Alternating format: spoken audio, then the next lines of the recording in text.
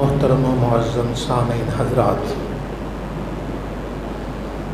آج کی یہ تقریب سعید، آج کی یہ محفل پاک، یہ جیسے عمومی محافل ہیں ویسے نہیں، چند باتیں اللہ اور اس کے رسول صلی اللہ علیہ وآلہ وسلم کی عرض کی جاتی ہیں۔ اللہ تعالی ہم سب کو حق سچ سننے، سمجھنے اور اس پر عمل کرنے کی توفیق عطا فرمائے۔ ہمارے حضرت صاحب رحمۃ اللہ تعالی علیہ تین چیزوں پر زور دیتے تھے۔ ایک عقیدہ اہل سنت، اللہ کے ولیوں کا جو عقیدہ ہے وہی راہ نجات ہے۔ اولیاء کرام نے، بزرگان دین نے جو فرمایا اس پر عمل کرنا، یہی انسان کے دنیا سے با ایمان جانے کی ضمانت بن جاتا ہے۔ قبر میں یہی عقیدہ انسان کے کام آتا ہے، اور میدان حشر میں تو اس کی بہاریں دیکھنے کے قابل ہوتا۔ اور دوسرا پھر یہ ارشاد فرماتے تھے، نماز کی پابندی، جس کی نماز پابند ہے اس کا دین سلامت ہے، جس کی نماز میں کوتاہی ہے اس کے دین کی کوئی گارنٹی نہیں ہے۔ اللہ تعالی ہم سب کو صحیح طریقے سے نماز پڑھنے کی توفیق عطا فرمائے۔ ہمارے اسلاف نے نمازیں پڑھیں تو گویا پڑھنے کا حق ادا کر دیا، ورنہ نماز کا کوئی حق ادا کر نہیں سکتا۔ میں اپنے اعتبار سے کہہ رہا ہوں کہ ہم دیکھیں تو گویا وہ نماز کا حق ادا کر دیا۔ ایک بزرگ فرماتے ہیں، 20 سال ہو گئے مجھے، میں نے اذان کی آواز کبھی گھر میں نہیں سنی۔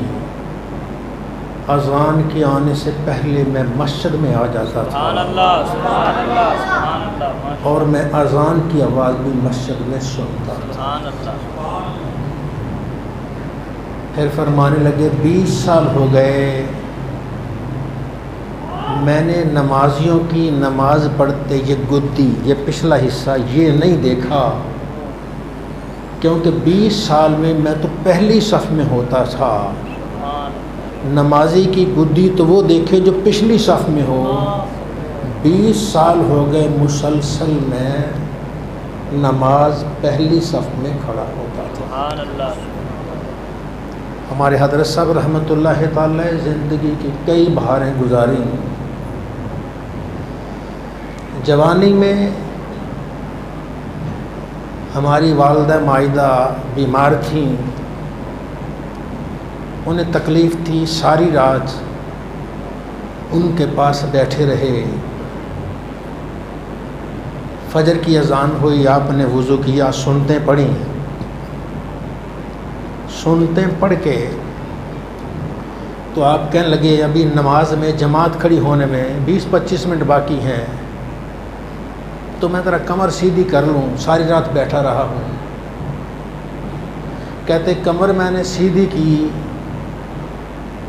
تو فرماتے میرا چھوٹا بیٹا آ کے مجھے جگا، کہتے ابا جی نماز جماعت تو ہو گئی۔ کہنے لگے وہ زندگی کی پہلی اور آخری نماز تھی جو مجھ سے جماعت کے ساتھ رہ گئی، اس کے بعد ساری زندگی میری نماز با جماعت کبھی قضا نہیں ہوئی۔ تو جو اتنا نماز کا پابند ہو اس کی زبان پہ اثر ہوتا ہے۔ اللہ تعالیٰ ان کے فیوز و برکات سے، ان کی رحمتوں سے ہم سب کو مالا مال فرمائے اور ہمارا دین و ایمان سلامت فرمائے۔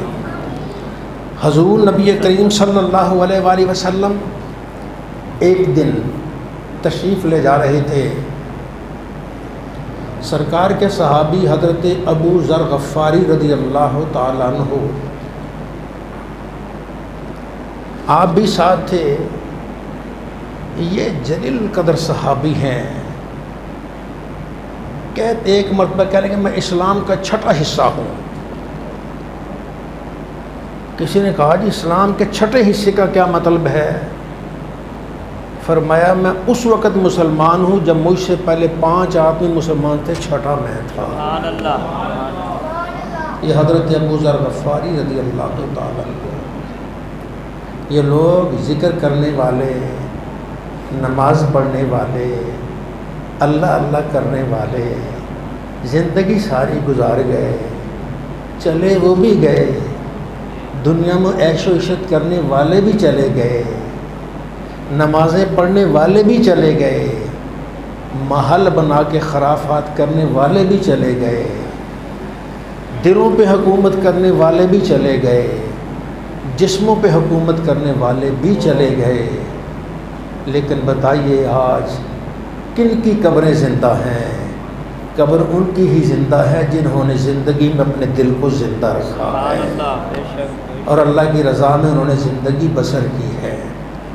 تو نبی رحمت صلی اللہ علیہ وآلہ وسلم فرمایا ابو ذر، جی یا رسول اللہ۔ فرمایا ابو ذر یہ درخت دیکھ رہے ہو؟ ہاں، خشک تھا، مخصوص کے ساتھ تھی، پتے تھے خشک ہو گئے۔ سرکار نے ٹہنی کو پکڑ کے ذرا جھنجھوڑا، سارے پتے نیچے گر گئے۔ تو رحمت دو عالم صلی اللہ علیہ وسلم نے ارشاد فرمایا ابو ذر دیکھ رہے ہو؟ ہاں یا رسول اللہ۔ فرمایا یہ اس مومن کی مثال ہے جو نماز جب پڑھتا ہے تو اس کے گناہ یوں گر جاتے ہیں کہ اس درخت سے سارے پتے گر گئے۔ سبحان اللہ، سبحان اللہ۔ یہ اللہ تعالیٰ کی رحمت، یہ فضل ہے۔ ایک دن پھر ایک حدیث پاک آپ نے حضرت ابو ذر سے فرمائی۔ حضرت ابو ذر چوکنا ہو گئے، یا رسول اللہ یہ کیا کہہ رہے ہیں آپ؟ فرمایا من قال لا الہ الا اللہ دخل الجنہ، جس نے بھی کہہ دیا لا الہ الا اللہ محمد رسول اللہ کلمہ پڑھا وہ جنت جائے گا۔ عرض کی وَإِن زنا وَإِن سرقا، سرکار بدکاری کرے چوری کرے تب بھی؟ فرمایا ہاں۔ یا رسول آپ کیا کہہ رہے ہیں؟ وَإِن زنا وَإِن سرقا، اگر بدکاری اور چوری کرے پھر بھی جنت میں جائے گا؟ فرمایا ہاں۔ سرکار کیا کہہ رہے ہیں؟ وَإِن زنا وَإِن سرقا، اگر بدکاری کرے چوری کرے پھر بھی جنت جائے گا؟ فرمایا ہاں جنت جائے گا علی رغم انف ابی ذر، ابو ذر تو اگر اپنا ناک بھی زمین پہ رگڑتا رہے رب پھر بھی انہیں جنت عطا فرما دے گا۔ سبحان اللہ۔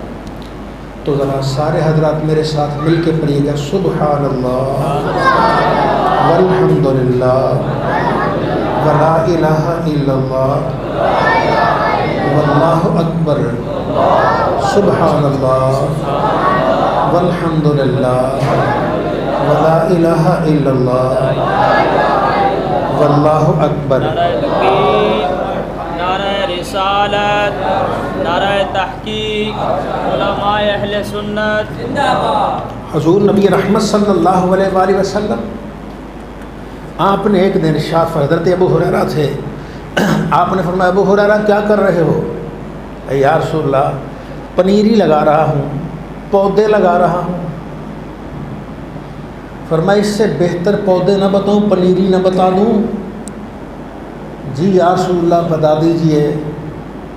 فرمایا پڑھو سبحان اللہ والحمد للہ ولا الہ الا اللہ واللہ اکبر، سبحان اللہ والحمد للہ ولا الہ الا اللہ واللہ اکبر۔ فرمایا اللہ ہر کلمہ کے بدلے جنت میں ایک پودا لگائے. سبحان اللہ. اللہ ہر کلمہ کے بدلے جنت میں ایک پودا لگائے.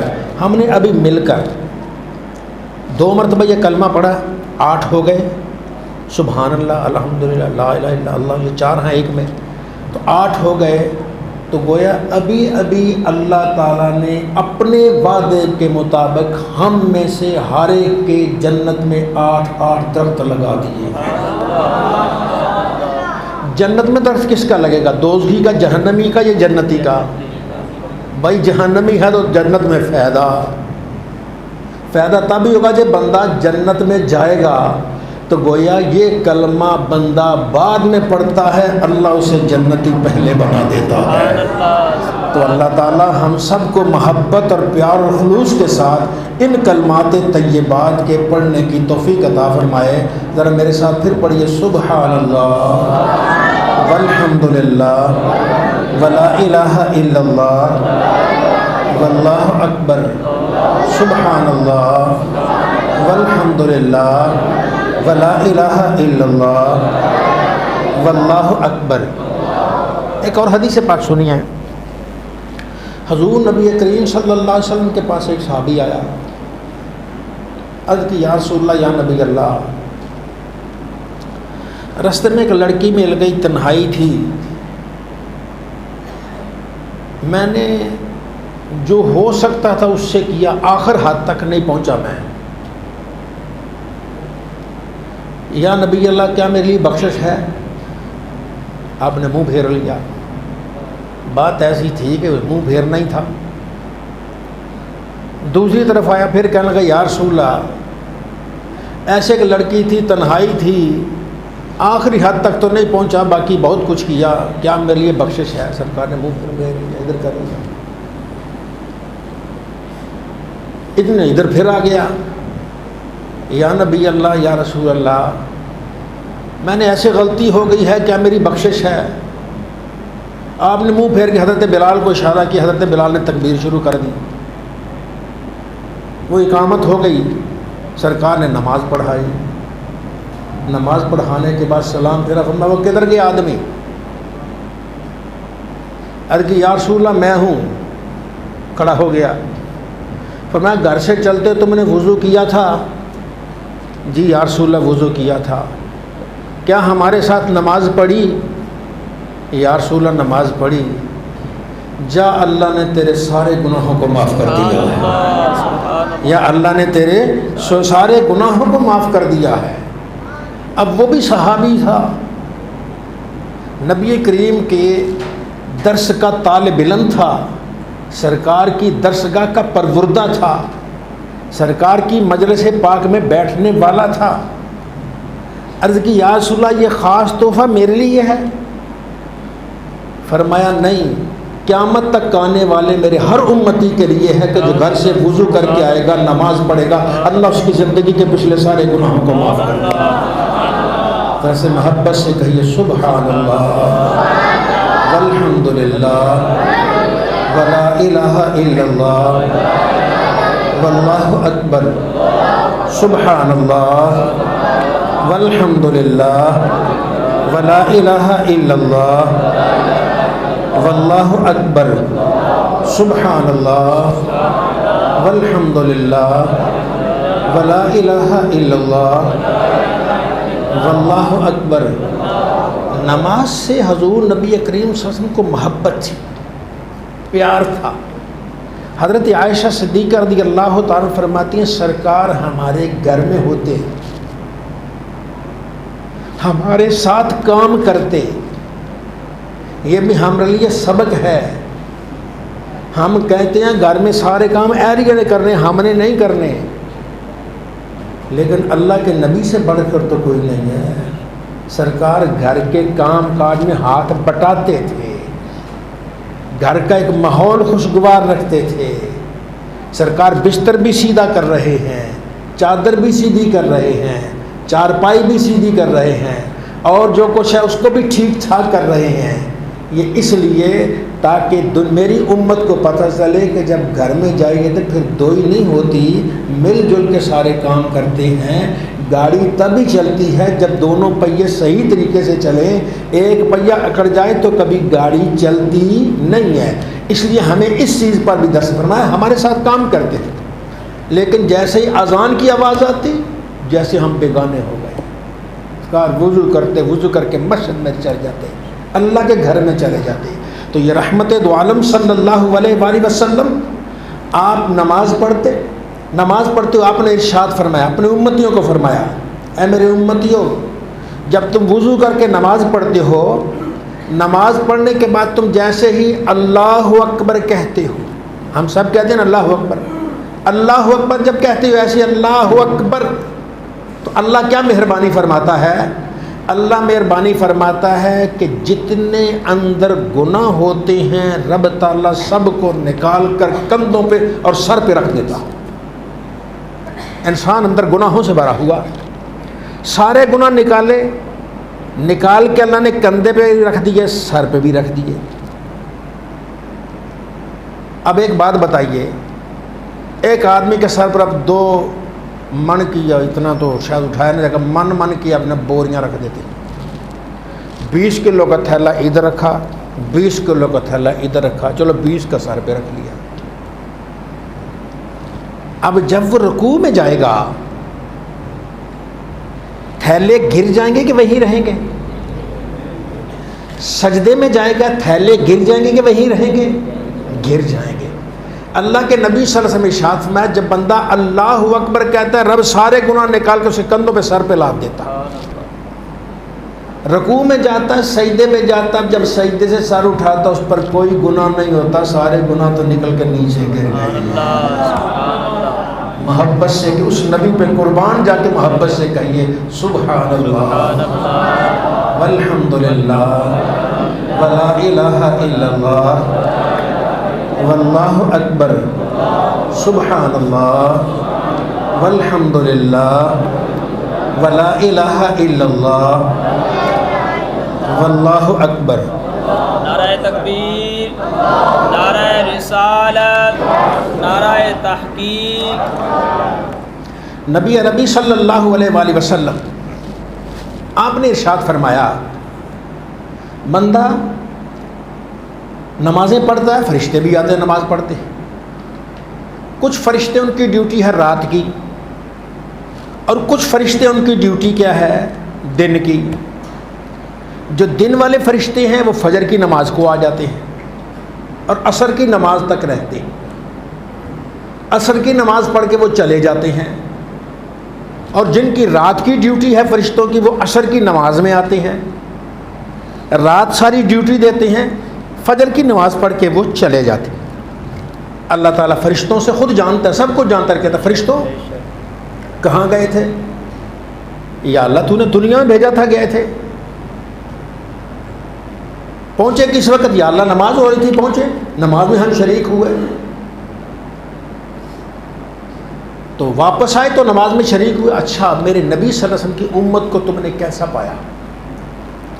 میرے محبوب کی امت کو تم نے کیسا پایا؟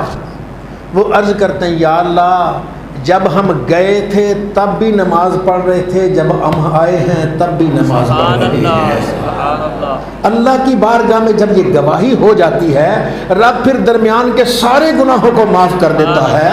محبت سے سبحان اللہ والحمد للہ ولا الہ الا اللہ واللہ اکبر سبحان اللہ والحمد للہ ولا الہ الا اللہ واللہ اکبر. اللہ تعالی ہم سب کو محبت سے کثرت سے نماز کی توفیق عطا فرمائے.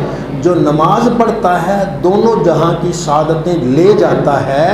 اب ہمیں قدر نہیں ہے, قدر اس وقت آئے گی جب موت کا فرشتہ آئے گا, پھر پتہ چلے گا. قدر اس وقت پتہ لگے گی جب قبر میں جائیں گے, فرشتے پوچھیں گے من ربو کا, تیرا رب کون ہے؟ اس وقت نمازی کا بھلا ہوگا, نمازی کا چہرہ دیکھ دیکھ کے کہیں گے یہ تو نمازی آ رہا ہے. ایک اور حدیث پاک سنیے, نبی کریم صلی اللہ علیہ وسلم ارشاد میں, جو نمازی ہوتا ہے نا پکا نمازی, جب مرتا ہے, مرنا تو ہر ایک نہیں, جانا تو ہر ایک نہیں, قبر میں جائے گا نا. آپ اس کو دوپہر کو دفن کریں, صبح 10 بجے دفن کریں, رات 12 بجے دفن کرے. جب وہ قبر میں جاتا ہے نا، قبر میں تو فرشتے آ جاتے ہیں سوال کرنے، جنہیں منکر نکیر کہتے ہیں، سوال کرنے والے فرشتے وہاں کے اس کو بٹھا دیتے ہیں. اب اللہ اس کو منظر دکھاتا ہے، سورج جیسے ڈوب رہا ہے. قبر میں دیکھتا ہے سورج ڈوب رہا ہے. وہ چاہے رات کو دفن کرے، دن کو دفن کریں، دوپہر کو دفن کریں، عصر کے وقت دفن کریں، وہ یوں کہ سورج ڈوب رہا ہے. فرشتے کہتے ہیں من ربوں کا، تیرا رب کون ہے؟ وہ آنکھیں ملتے ہوئے کہتا ہے اللہ کے بندو، میری عصر کی نماز جا رہی ہے، مجھے پہلے نماز پڑھ لینے دو، تمہارے سوالوں کا جواب بعد میں دے دو. سبحان اللہ. فرشتے کہتے ہیں جو قبر میں بھی نماز نہیں چھوڑ رہا، بتائیے اس سے سوال کرنے کا کیا فائدہ، جا تو پاس ہی پاس ہے. سبحان اللہ والحمد للہ ولا الہ الا اللہ واللہ اکبر. سبحان اللہ والحمد للہ ولا الہ الا اللہ واللہ اکبر. اللہ تعالی ہم سب کو نبی کریم صلی اللہ علیہ وسلم کے ارشادات پر عمل کی توفیق عطا فرمائے. حضور نبی کریم صلی اللہ علیہ وسلم نے ارشاد فرمایا، بتائیے تمہارے گھر میں اور تمہارے کارخانے میں جہاں تم کام کرتے ہو، فیکٹری ہے، کارخانہ ہے، جو اس وقت بھی کارخانے ہوتے لوگ مل کے کام کرتے تھے، کارخانہ ہے، وہاں کھجوریں کے ہوتے تھے، کپڑے کے ہوتے تھے، ایسے کپڑا تو شروع سے ہی ہے نا، ایسے کارخانہ ہے. کارخانے میں مٹی پڑتی ہے، دھول آتی ہے، تم سارے کرتے ہو، تمہارے گھر تمہارے کارخانے کے درمیان نہر جاری ہے، دریا ہے ٹھنڈا. ایک آدمی وہ کارخانے میں کام کرتا ہے، پھر تھوڑی دیر کے بعد آتا ہے، اس نہر میں دریا میں غوطہ لگاتا ہے، پھر باہر آتا ہے، پھر چلا جاتا ہے، پھر جاتا ہے، غوطہ لگاتا ہے، پھر باہر آ جاتا ہے، پھر غوطہ لگاتا ہے، پھر باہر آ جاتا ہے. فرمایا دن میں 5 مرتبہ ایسے کرتا ہے، بتائیے اس کے جسم پر کوئی میل رہ جائے گی؟ عرض کی یا رسول اللہ اس کے جسم پر کوئی میل نہیں رہے گی. فرمایا یہی 5 نمازوں کی مثال ہے. جو نماز پڑھتا ہے گویا رب تعالیٰ کے رحمت کے دریا میں غوطہ لگا رہا ہے. جو نماز پڑھتا ہے رب کے رحمت کے دریا میں غوطہ لگاتا ہے. جیسے غوطہ لگاتا ہے گناہ تو وہیں دھل گئے، جب نکلتا ہے تو وہ صاف ستھرا ہو نکلتا ہے، طیب و طاہر ہو کے نکلتا ہے. اور جب وہ جاتا ہے تو فرشتے اسے سلام کر رہے ہوتے ہیں کہ یہ اللہ والا کوئی جا رہا ہے. سبحان اللہ والحمد للہ ولا الہ الا اللہ واللہ اکبر. سبحان اللہ والحمد للہ ولا الہ الا اللہ واللہ اکبر. اللہ تعالی ہم سب کو نبی کریم صلی اللہ علیہ وسلم کے ارشادات پر عمل کی توفیق عطا فرمائے. ایک آدمی آیا، عرض کی یا رسول اللہ، یا نبی اللہ، ای الاعمال احب الی اللہ، اللہ کے ہاں سب سے پسندیدہ عمل کون سا ہے؟ سب سے پیارا عمل، سب سے افضل عمل کون سا؟ تو آقا علیہ السلام میں الصلاۃ علی وقتہا، وقت پہ نماز ادا کرنا یہ سب سے پسندیدہ، سب سے پسندیدہ یہ نماز وقت پہ ادا کرنا. اس نے عرض کی یا رسول اللہ ثم ایون، پھر اس کے بعد کون سا ہے؟ فرمایا بر الوالدین، والدین سے حسن سلوک کرنا، والدین سے نیکی کرنا. والدین سے نیکی کرنے والا دنیا سے با ایمان جاتا ہے، اللہ اس کے ایمان کو سلامت رکھتا ہے. تو جو نیکی والدین کی خدمت سے بھی افضل نیکی ہے، بتائیے اس کے جانے والے کا عالم کیا ہوگا. والدین سے حسن سلوک کرنے والا، اس کا فرمایا یہ اس کے بعد نیکی سب سے افضل والدین. پھر ہر کس یا رسول اللہ پھر اس کے بعد فرمایا الجہاد فی سبیل اللہ، اللہ کے راستے میں جہاد کرنا، اللہ کے راستے میں جہاد کرنا. مجاہد فی سبیل اللہ، جو اللہ کے راستے میں جہاد کرتا ہے اور اپنی جان قربان کر دیتا ہے، قیامت کا دن وہ اٹھے گا، اللہ فرمائے گا اپنے رشتہ دار گنو، رشتہ دار اپنے، ان میں سے 70 رشتہ دار جن پر جہنم دوزخ واجب ہو گئی ہے، جاؤ انہیں پکڑ کے لے جاؤ، جنت میں تمہیں کوئی پوچھنے والا نہیں ہے۔ اپنے 70 رشتہ داروں کو وہ لے جائے گا، رشتہ دار تھوڑے ہیں، اور یاروں کو لے جائے گا، دوستوں کو لے جائے گا، احباب کو لے جائے گا۔ تو گویا پکا نمازی، وہ جہاد کرنے والا مجاہد آدمی ہے، یہ 70 آدمیوں کو جنت میں لے جائے گا۔ تو جو نیکی جہاد سے بھی افضل ہے وہ والدین کی خدمت ہے۔ والدین کی خدمت کرنے والا کتنوں کو لے جائے گا اللہ ہی بہتر جانتا ہے، وہ کتنوں کو لے جائے گا۔ اور اس سے بہتر نماز با جماعت وقت پہ ادا کرنا ہے، تو جو وقت پہ نماز ادا کرتا پتہ نہیں ڈھیروں کو جنت میں لے جائے گا، کوئی پوچھنے والا ہی نہیں ہوگا۔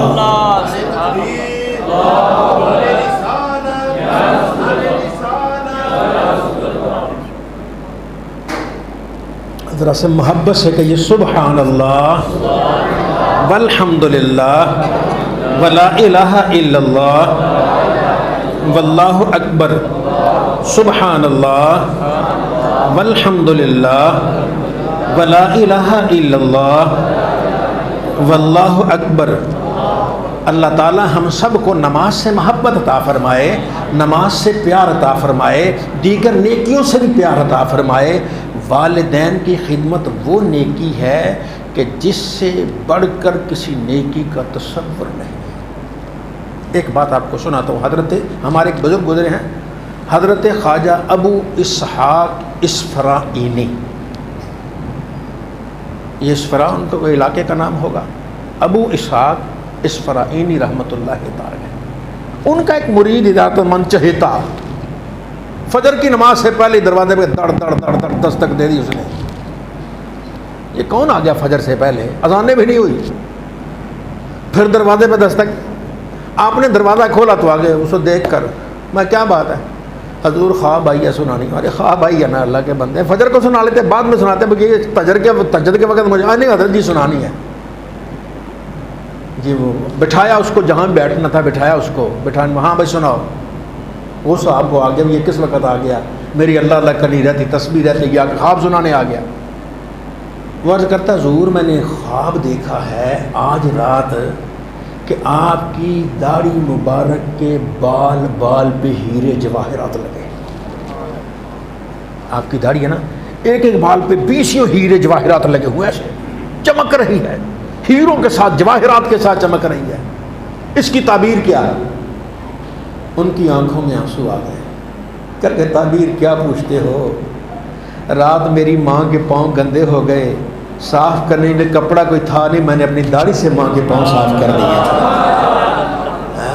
اور جوانوں جن کی مائیں زندہ ہیں، تم جنت کہیں اور تلاش کرتے ہو، جنت ماں کے قدموں کے نیچے ہے۔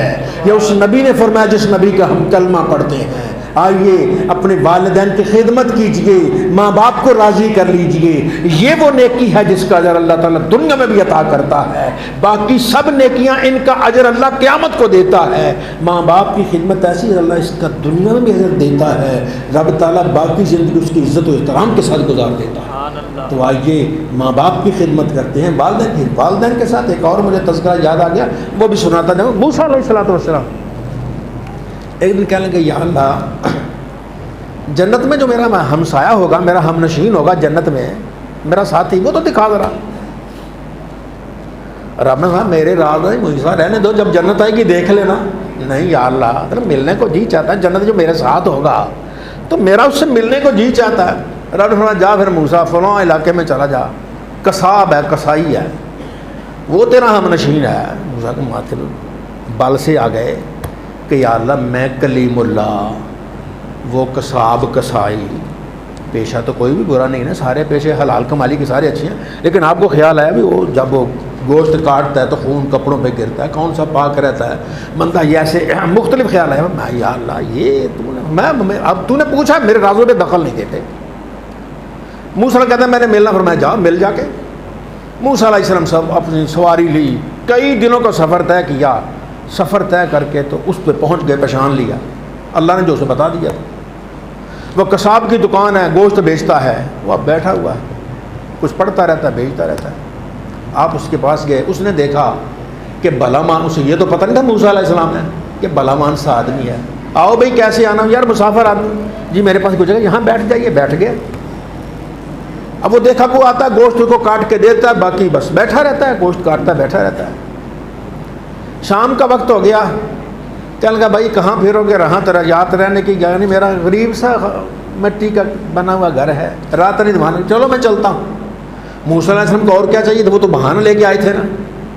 اب اس کے ساتھ چلے گئے، اس نے گوشت لیا تھوڑا سا نرم نرم، کساب تھا نا، گوشت لیا نرم نرم لے کے تو وہ ساتھ چل دیا۔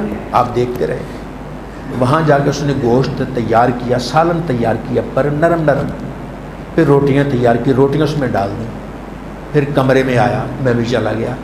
ایک چارپائی پر ایک کوئی عورت، بوڑھی سی عورت لیٹی ہوئی ہے، اب اس کی آنکھیں بھی نہیں، اب اس کے وہ کان بھی نہیں ہیں، اب وہ چل نہیں سکتی۔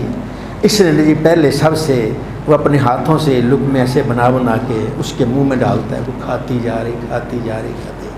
جب سیر ہو گئی نا، کہتی ہے پتر تو میں نے بڑا خوش کیتا، اللہ تینوں قیامت والے دن موسیٰ کا ساتھی بنائے۔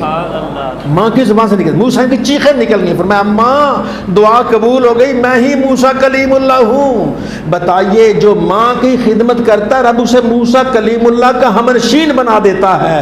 ایمان والے تو کہاں بھولا پھرتا ہے؟ آج اپنے گھر میں آ کے ماں کو یاد کر لے، ماں کی خدمت کر لے۔ جو ماں کی خدمت کرتا ہے رب تعالیٰ اس کے بارے نیارے کر دیتا ہے، اس کے بگڑے مقدر سنوار دیا کرتا ہے۔ اور جوانوں کہیں بھولے نہ رہنا، جنت تصویر میں بھی ہے پر اصل جنت تو ماں کی خدمت میں ہے۔ آؤ ماں کی خدمت کرو، جو ماں کی خدمت کرتا ہے رب تعالیٰ اس کے دونوں جہاں آباد کر دیا کرتا ہے۔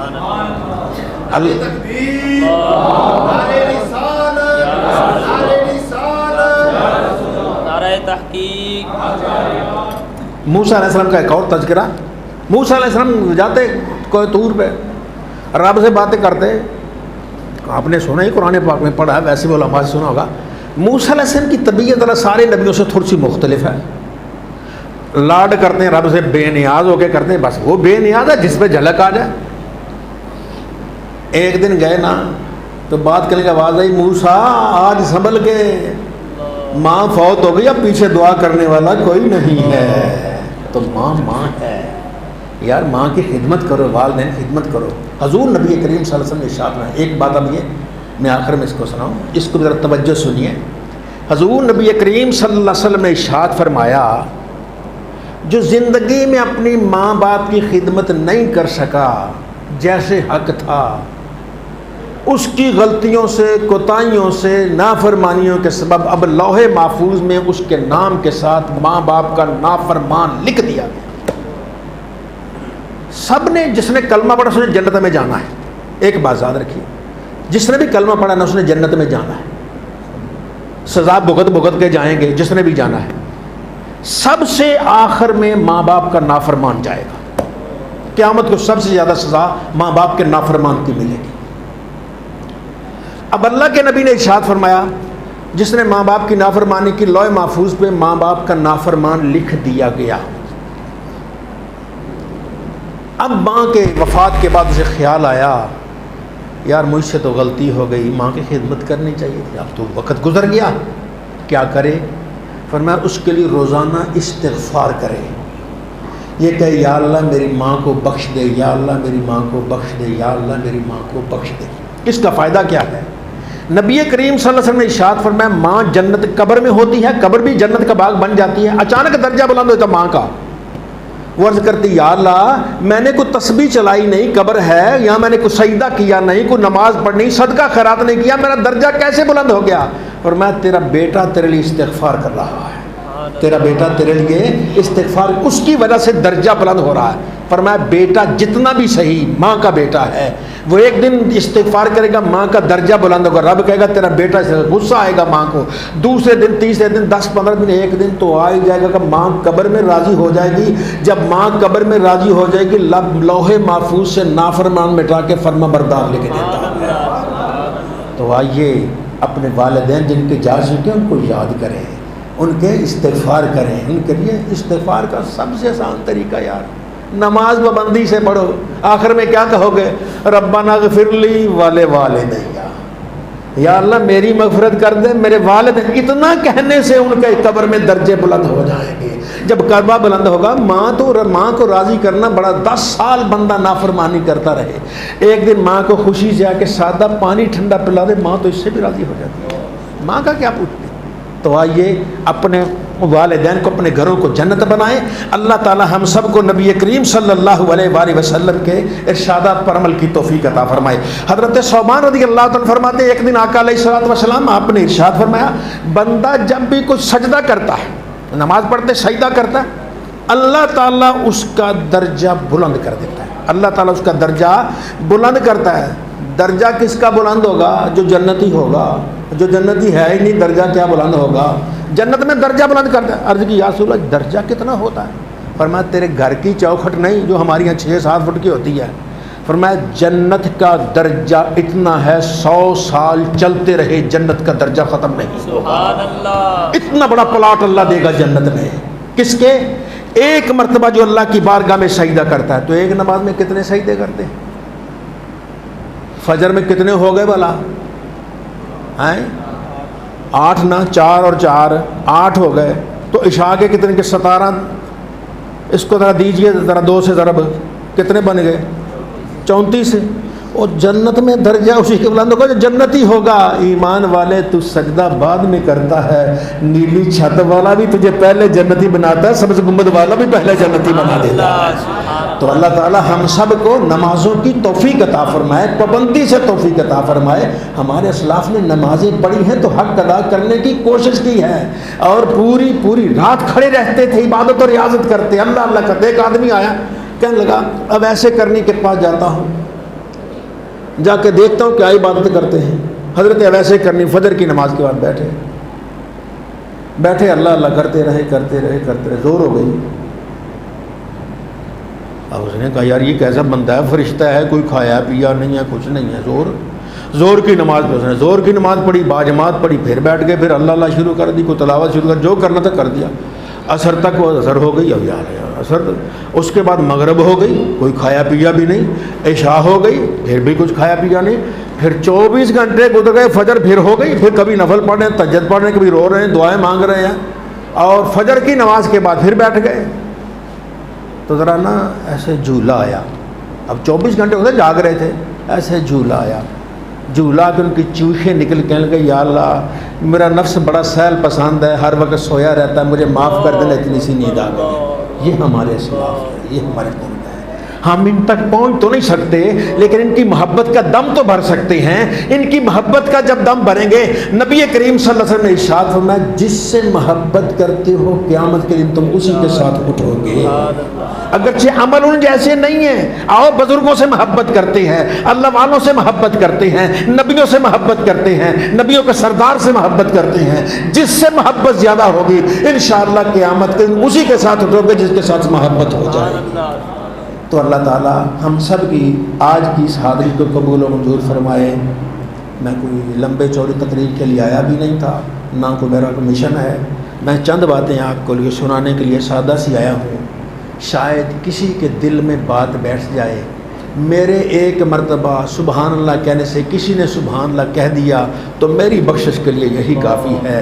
ذرا محبت سے کہہ دیجیے سبحان اللہ والحمد للہ ولا الہ الا اللہ واللہ اکبر، سبحان اللہ والحمد للہ ولا الہ الا اللہ واللہ اکبر، سبحان اللہ والحمد للہ ولا الہ الا اللہ واللہ اکبر، وآخر دعوانا ان الحمد للہ رب العالمین۔